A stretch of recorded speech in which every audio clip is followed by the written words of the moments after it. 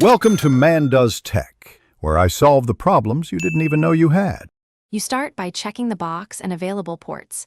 That tells you whether to use USB or Bluetooth.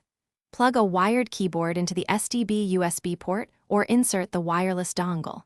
If you prefer Bluetooth, put the keyboard in pairing mode and open Settings right arrow Remotes and Accessories on the Jio Set Top Box. Choose Add Accessory. Once the device appears, select it and confirm pairing. This immediate action gets the keyboard recognized, so you can type in search fields and log in forms. Once the keyboard is connected, navigate to Settings right arrow Device, right arrow Input, or Language to select the correct layout. This ensures special characters and punctuation map correctly. Make sure arrow keys move selection in menus and enter confirms choices. Test typing in search and YouTube fields. If the box offers advanced options, enable on-screen keyboard fallback so remote still works. Also map any multimedia hotkeys to functions like play/pause if the firmware allows.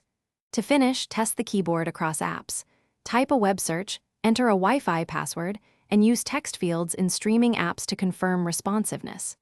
Make sure modifier keys like Shift and Backspace behave as expected.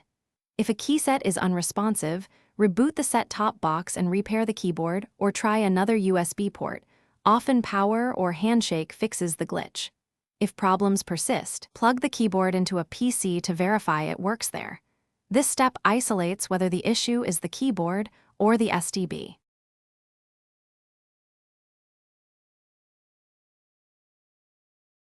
Thanks for watching.